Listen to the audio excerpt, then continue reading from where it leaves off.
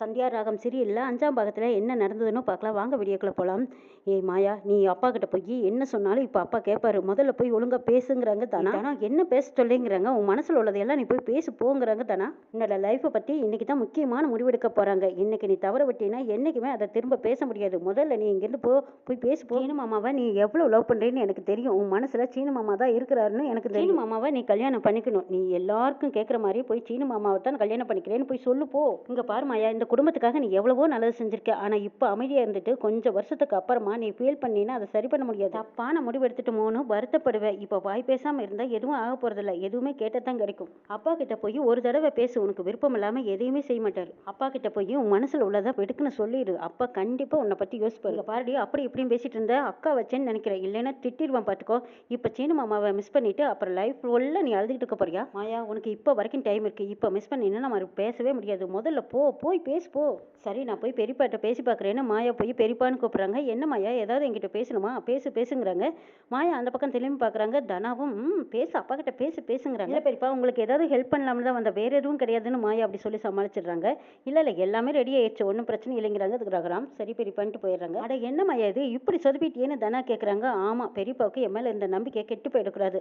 அவருக்கு என்ன பண்ணணும்னு தோணுதோ அதை பண்ணட்டுங்கிறாங்க. அடைச்ச உங்களுக்கு எவ்வளோ தூரம் சொன்னாலும் உனக்கு புரியவே இல்லையேன்னு தனா சலிச்சுக்கிறாங்க. பத்மா, பார்வதி, சாரு 3 பேரும் பேசிக்கிறாங்க. இன்னும் கொஞ்ச நேரத்துல சாரு நம்ம வீட்டுக்கு வரப்போறா அப்படின்னு சந்தோஷப்படுறாங்க. பத்மா, மாமா இப்படி ஒரு முடிவு எடுப்பாங்கன்னு நான் நினைச்சு கூட பாக்கலங்கிறாங்க. பார்வதி, அண்ணன் எப்பவுமே சரியான முடிவு தான் எடுப்பாரு. இவ்வளவு மாதிரி ஒரு மருமக நம்ம வீட்டுக்கு கிடைக்க மாட்டான்னு அண்ணன் நினைச்சிருப்பாருங்கிறாங்க. பத்மா, என்னம்மா சாரு ஒரே பிடிவாதமா நின்று எப்படியோ நீ நினைச்சதை சாதிச்சிட்டே இல்லைங்கிறாங்க. பார்வதி, என்ன சாரு உனக்கு சந்தோஷம் தானேன்னு பார்வதி கேட்குறாங்க. எப்படி சேர்த்தி சந்தோஷம் இல்லாம இருக்கும்?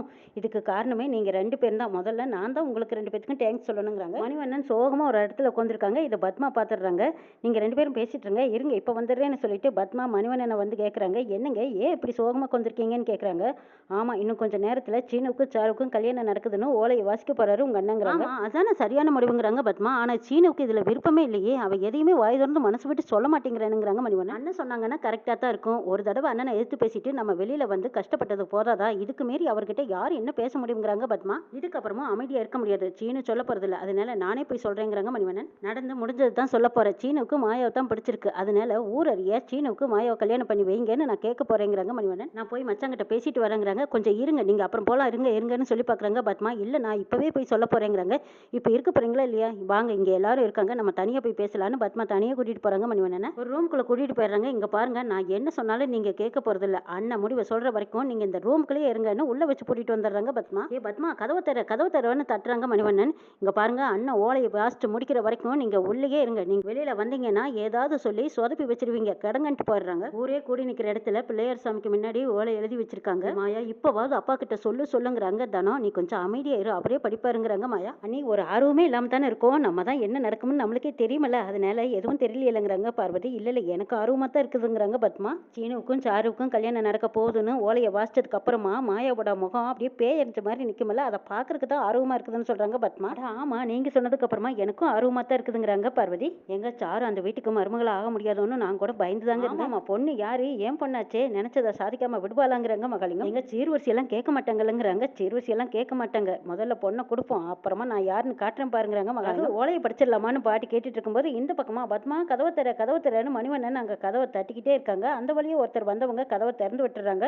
விட்டதே போதுமடா சாமின்னு மணிவண்ணன் வெகு வேகமா இங்க கூட்டம் நடக்கிற இடத்துக்கு ஓடி வராங்க. ரகுராம் ஐயரை தான் ஓலையை வாசிக்க சொல்றாங்க. ஐயரும் அதை எடுத்து மைக் பிடிச்சு பேசுறாங்க. மணிவண்ணனும் கூட்டத்துக்குள்ள உள்ள பூந்து எப்படியோ வெளியில வந்துடுறாங்க. பத்மா இதை பார்த்துறாங்க. ஐயோ, இவர் எப்படி வெளியில வந்தாரு, காரியத்தையே கெடுத்துருவாரு, இப்ப என்ன பண்றதுன்னு பத்மா பதட்டத்தோடு நிக்கிறாங்க. ஐயரு ஓலையை வாசிக்க ஆரம்பிச்சுட்டாங்க. ரகுராம் குடும்பத்தை சேர்ந்த பத்மா, மணிவண்ணன் அவங்க புதல்வனான சீனிவாசனுக்கும் கிஷோர் சந்தியா அவங்க மகளான மாயா கல்யாணம் நிச்சயிக்கப்படுகிறது அப்படின்னு ஐயர் ஓலையை வாசிச்சிடுறாங்க. என்னடா இது புரியாத புதிரா இருக்கேன்னு சீனு மாயா ஒருத்தருக்கு ஒருத்தர் பாத்துக்கிறாங்க. இந்த பக்கமா மணிவண்ணன், அப்பாடா எப்படியோ நம்ம நினைச்சது நடக்குதுன்னு கும்பிடு போடுறாங்க. பத்மா, பார்வதி, சாரு, மகாலிங்கம் இவங்க எல்லாருமே அதிர்ச்சியில் நிக்கிறாங்க. எடுத்த முடிவு சரியா தான் இருக்குங்கிறாங்க ரகுராம். ஐயோ, என்னங்க இது இவர் இப்படி சொல்றாருங்கிறாங்க தேனு. அப்படி போறங்க மச்சான், இதுதான் தீர்ப்புங்கிறாங்க மணிவண்ணன். அண்ணே, நிஜமா தான் சொல்றீங்களான்னு சிவராமன் கேக்குறாங்க. ஆமா, இதுதான் தீர்ப்புன்னு ரகுராம் சொல்றாங்க. சீனுவுக்கும் மாயாவுக்கும் தான் கல்யாணம் நடக்க போகுதுங்கிறாங்க. இதுல ரொம்ப சந்தோஷம் மச்சாங்கிறாங்க மணிவண்ணன். இந்த முடிவு சரியா தான் இருக்குமான்னு பாட்டி கேக்குறாங்க. நியாயமான முடிவுங்கிறாங்க ரகுராம். ஜானகி, உனக்கு திருப்தியான்னு கேக்குறாங்க. ஜானகியும் ஆமாங்கிறாங்க. பத்மா, நான் என்ன முடிவெடுத்தாலும் அது சரியா இருக்கும்னு நீ சொல்வீங்களா? எடுத்த முடிவுல உனக்கு மறுப்பு இருக்காதுன்னு நினைக்கிறேங்கிறாங்க. அப்போ எங்களை மறுபடியும் ஊர் மக்கள் முன்னாடி எங்களை அசிங்கப்படுத்திட்டீங்களன்னு கேக்குறாங்க மகாலிங்கம். சீனுவுக்கும் சாருவுக்கும் தான் கல்யாணம்னு பேசி வச்சிருக்கோம், இப்போ சீனுக்கும் மாயாவுக்கும் கல்யாணம்னு பேசி முடிச்சிட்டீங்கல்ல, அப்போ ஊருக்கு முன்னாடி எங்களை செருப்புல அடிச்ச மாதிரி பண்ணிட்டீங்கல்ல. அப்படி ஒரு முடிவு எடுத்தது அது அப்போ. ரகுராமுக்கு எப்பவுமே வாக்கு மாத்தி பேசி பழக்கம் இல்லை. கல்யாணம் வேண்டாம், சீனு எனக்கு மாப்பிள்ளையும் வேண்டான்னு பத்திரிக்கை கிழிச்சு போட்டது நீங்க தான். அப்போ அப்படி ஒரு சூழ்நிலை, அதனால நான் கிழிச்சு போட்டேங்கிறாங்க மகாலிங்கம். அது எப்படி வேணாலும் இருக்கட்டும். என் தங்கச்சி குடும்பமே எங்களை தூக்கி போட்டுட்டு உங்க குடும்பத்தை தேடி வந்தாங்கல்ல, கிட்ட பணம் இல்லை சொத்து இல்லைன்னு அவங்களையும் சபையில நிக்க வச்சு அவமானப்படுத்தினீங்கல்ல. அதுக்கான காரணத்தை தான் நான் அன்னைக்கே சொல்லிட்டேன்லங்கிறாங்க மகாலிங்கம். காரணம் எதுவா வேணாலும் இருக்கட்டும், ஆனா உங்களை நம்பி வந்தவங்களை நீங்க அவமானப்படுத்தி அசிங்கப்படுத்திருக்கீங்க. அது மட்டும் இல்லாம ஊரறிய கல்யாணமே வேண்டான்னு பத்திரிக்கை கிழிச்சு போட்டீங்க. உங்களுக்கும் எங்க குடும்பத்துக்கும் எந்த சம்மந்தமும் இல்ல, முடிஞ்சு போச்சு. நான் கொடுத்த வாக்கும் முடிஞ்சு போச்சு. எங்க பொண்ணோட வாழ்க்கை என்ன ஆகுறதுங்கிறாங்க தேனு. அந்த கவலை உங்களுக்கு வேண்டாம், சாரோட வாழ்க்கையை பத்தி நான் பாத்துக்கிறேங்கிறாங்க ரகுராம். அவ வாழ்க்கையை அமைச்சு கொடுக்க வேண்டியது என்னோட பொறுப்புங்கிறாங்க. அப்படின்னா நியாயமா சீனுவு தானே எனக்கு கட்டி வச்சிருக்கணுங்கிறாங்க சாரு. சாரு வற்புறுத்தி எல்லாம் வாழ்க்கையை வாங்க முடியாது. மனசார சீனுவுக்கு மாயாவை தான் பிடிச்சிருக்கு. அதனால சீனுவுக்கு மாயாவுக்கு தான் கல்யாணம் பண்ணி வைக்கணும். முடிவு தான் சரியா இருக்கும்னு எனக்கு தோணுது. அவங்க ரெண்டு பேருக்கும் வாழ்க்கை அமைச்சு வச்சா தான் நல்லாவும் இருக்குங்கிறாங்க. ரகு, நம்ம வீட்டுல காதல் கல்யாணம் எப்படிப்பா சரியா இருக்கும்னு கேக்குறாங்க பாட்டி. ஆமா, எல்லாம் சரியா இருக்கும். மாயா சீனு ரெண்டு பேருமே காதலிச்சாலும் குடும்பத்தை விட்டு ஓடி போய் கல்யாணம் பண்ணிக்கலாம்னு நினைச்சாலும் அப்பவும் நம்ம குடும்பத்துக்காக காதலியே தூக்கி போட்டவங்க தானே. அவங்களுக்கு குடும்பத்து மேல அக்கறை இருக்கு. என் முடிவு எதுவா இருந்தாலும் ஏத்துக்கிற நிலைமையிலேயே அவங்க ரெண்டு பேருமே வயசுல சின்னவங்க. அவங்களே குடும்பத்துக்காக நியாயமான முடிவு எடுத்துட்டு இருக்கும்போது அவங்களோட விருப்பம் என்னங்கிறது தெரிஞ்சிருந்தும் நான் எப்படி அநியாயமான முடிவெடுப்பேன்?